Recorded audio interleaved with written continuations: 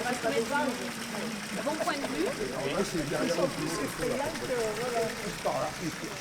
Venez, regardez, cherchez, voir. Donc là, on reconnaît bien cette porte-là, on la reconnaît bien parfaitement. Ah oui, elle n'a pas bougé. Le porche, oui. Et il y a comme une boîte aux lettres qui ressemblerait étonnamment à celle qui est actuellement à gauche de la porte. Exactement Ouais, au même endroit. C'est étonnant. Hein. Ouais. Les fenêtres aussi, elles n'ont pas bougé. Ouais, ouais. Elles sont toujours là. Ouais.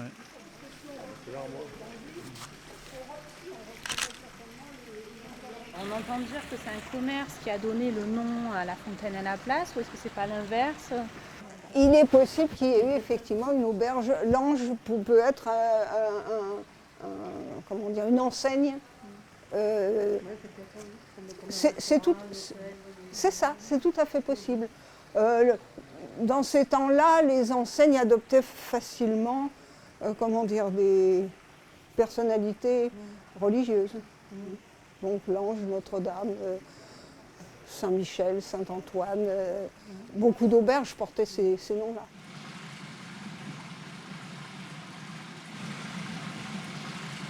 Avant la presse, avant le 19e siècle, on ne sait pratiquement les choses que par des documents officiels. C'est-à-dire les délibérations du conseil municipal et les cadastres.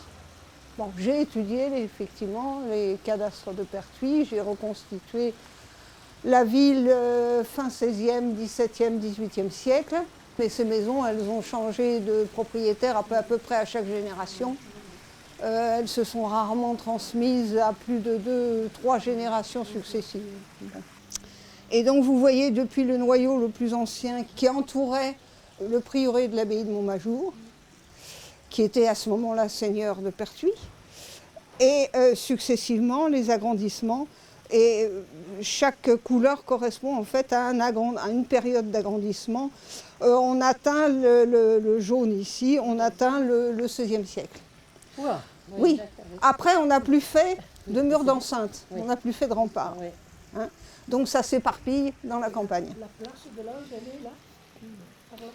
Non, je pense pas, elle doit être par là, je pense. Oui, c'est ça.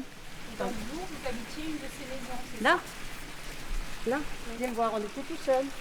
Ma grand-mère, elle avait fait une photo de ça.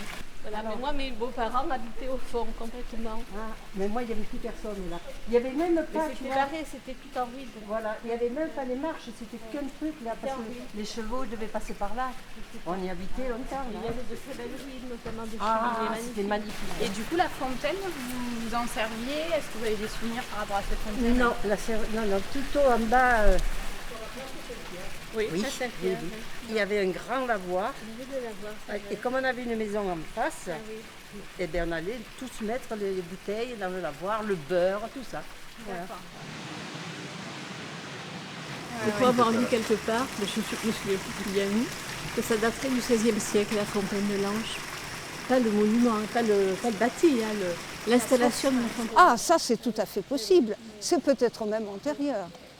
Et sur les cadastres que vous avez consultés, est-ce que la fontaine est cadastrée? Non, mais elle sert de point de repère pour situer les maisons autour. Ces cadastres anciens n'ont pas de plan. Hein. Ce sont seulement des listes. Hein. Sous chaque nom de propriétaire, la liste des biens fonciers qu'il possède. Avec une situation approximative, un nom de lieu, et puis il confronte d'un côté monsieur un tel, de l'autre monsieur un tel.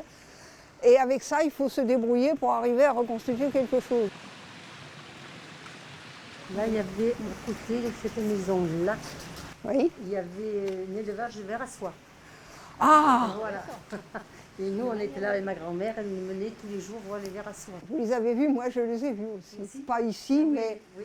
mais j'ai eu l'occasion, Voilà. quand j'étais petite, Voilà, de voir des maniants. voilà. Et c'est ça, ouais. Magnanerie, oui, oui, oui. Oui, oui.